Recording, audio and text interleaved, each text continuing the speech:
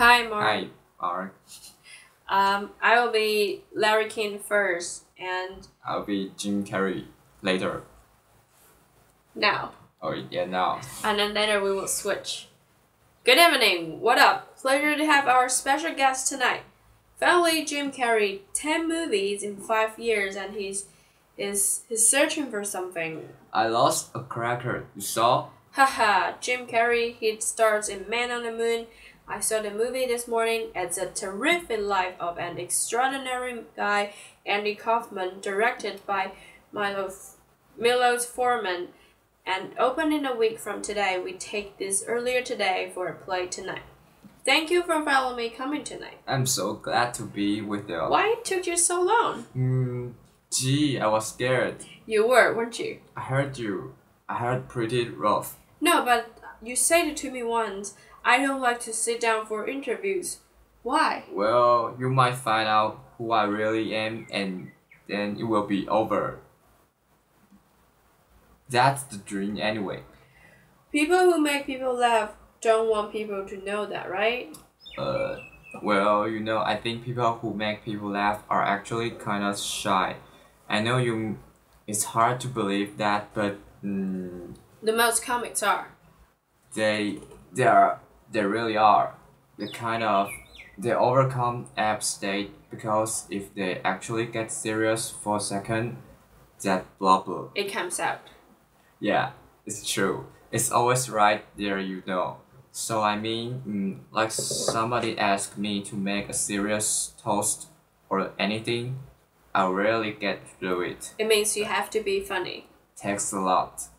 It's a good little function that you go into it and it comes. We've got time to discuss life and time, so first a little bit to begin with, and then later and about this film. Why did you want to do this movie? Well, Andy Kaufman is kind of like the patron saint comedian to me, and in the comedy world, right? Sure, anybody who wants to do something different has to go to Andy Kaufman first. Has to look at that because it's record as well. Just something beautiful and some blind. So when they came to you with there were other people were looking at too. I heard Milo is like you, right? Sure, he's going to get upset if he keeps calling a Milo stuff. Why? Milo? Milo. Yeah, Milo. It's okay. I'm far very close with that. No, they couldn't get more upset than it wasn't so. It's okay. It's an amazing process. I would get calls from him on weekends and stuff like that. Why is he calling? Sure, he's like, I don't know how to talk on this man. Andy is out of control. Yeah, that kind of thing. And I was scared at first, and then he didn't have the heart to stop me. It's like he's selected over others, right? Oh yeah, it was a process of auditioning on tap, and I got lots of people say, "Don't do it, man. It's dangerous, man. Like that. Take a rose, man. You're a big star. You blow it off." How did that? And I was right in there. Viva Las Vegas, who? How did you get this movie shown clips? How did you to get that look to look so uncannily like him? Because you don't look like him. You don't look like him. It's just what's inside. Well, yeah, but where did you find it? I don't know about the look. It's just kind of involved. We tried things, the first day of shooting, they put this big nose on me and stuff and tried to get me Annie's nose and totally destroyed the look because the rest of my face is structured differently. So I gained 15 pounds to make my face round and still haven't lost the ass. How about those eyes? It's a feeling. It's a feeling. A feeling? Yeah, Andy was mostly about the feeling of wonder. and the feelings of he has some kinds of, I don't know, weird little surprise that he has and you can't see because you can't possibly handle it. Yeah, it's kind of things you know. Should I show you? So really, what you're doing is really taking it from within, and when you're doing it alright. Yeah, it happens and it begins to look like you.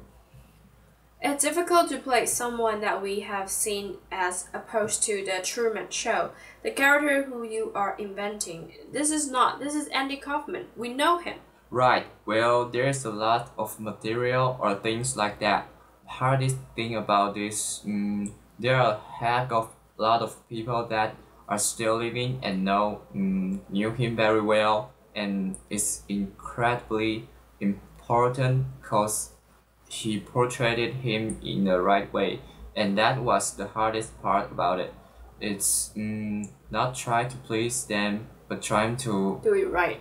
try to do it right and make sure that that you don't destroy the legacy, and that was lots of pressure. His father told me one of the main concern was the people didn't understand. They thought he would wrestling woman, and he was most concerned, and his family was most concerned about his dad is the Andy's the show who he really was, which Andy is a person who had a childlike wonder, and really it didn't come out in that nasty way as much as just didn't understand why people should get so upset because he just playing a role. Is it the thin line, Jim, to let we talk to Jack London about this playing someone who we know Broken. Broken? It was the only show. Hey, you want more? I told Maurice. We asked Brandel once. He seemed not percept to me. Yeah, right. No. And he kissed Jack. He do. Don't. I was there, by the way. I can't stop thinking about. It It is. Is it a thin line between playing something and impersonating, or you playing in the comfort being in the confront, or have seen him impersonating him? It really wasn't. It wasn't impersonating because you're coming from a kernel inside the person. It's not like physically I gonna get this tighter. That comes later, but it was initially what the guide about. What is the accents that you want to zero in on, and those are the best kind of impression that you want to call. It's the one that I woke out on Golden Pound when I first saw, and I was doing the face, but I didn't know it.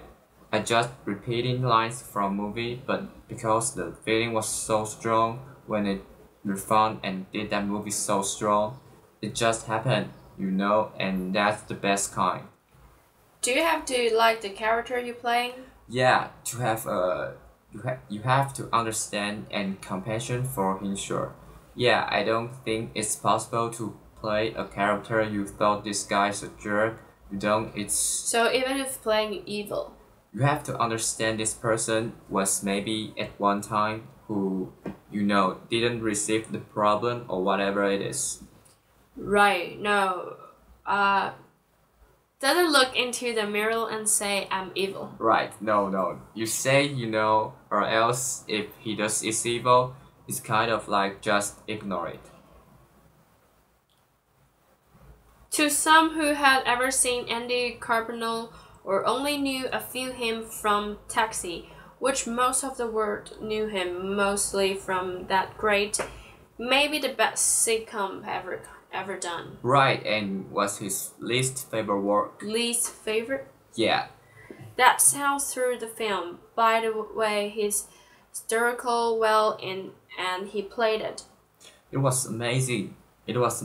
But didn't rehearse, and didn't want to be there, basically. I think that just renowned for show. Right, exactly. They told me they go looking for him. Show day. Uh, He was in his Cordoba and a lot somewhere. He parked somewhere. Also, a good idea to have real characters. Oh, absolutely. That was great. Yeah. That was a great idea to have. Yeah, and they were go a little crazy. You know, Andy was tough to deal with. Like what? Oh yeah, so he played Tony Krypton. When Tony Krypton was there, he called the cheering spirit music when the rest of people are in their makeup trailer, but really was blasting them out of their seat. With the Chipmunks Christmas song on 60 times in a row, just to keep them, on you a little bit. What about similarities between that Carrey and this Carrey? Jim Carrey, he is brilliant, by the way, and Man on the Moon will be right back. We're back. What are you doing? I'm fixing this place up. We're done. You have to be silly. Is that it? Is that it? You're still in time. Are you still a little boy? You're still a little boy, aren't you? Little Jim is still little trouble. It's sick. I'm trying to be. I'm late bloomer, man. I don't even have it yet. What you want to be when you grow up? Oh, sorry. I have a little bit on the side. I'm model. What you want to be when you grow up? Who influenced you? Did you have any influence? I was a huge fan of Dick Van Dyke when I was growing up. What did he do? He has a lesson too. He was a guy who did over the top comedy, who did the clown thing but put in the real context, let you believe that character, and that was a genius. He was able to do that, and I like people who can do that was not conventional. When did Jim Carrey know he wanted to do what he's doing? Forever. You knew that Andy Kaufman knew that he was Tiny. 5. You knew that? I was in my room too. I was shut my room. All kids are out playing and doing whatever. I'm trying to get Johnny Mathis, whatever. For me, it was all about when are we gonna have company again and we'll have a show ready to go. And you're a really poor thing. There was a poor household. Initially, we were kind of lower class, then we went to the dumper, so it was worse. I knew the other. So you're once the whole family. Yeah. Did you invent imaginary characters to get out of this? I do that. I did a lot of, pranks, something like that. I tried to start race riot in the factory. Put the, cover all and work boots in a particular situation inside the cubicle, and hey, look at this man. They blame each other, just like stupid guy like that. Okay. Bye bye, Mark.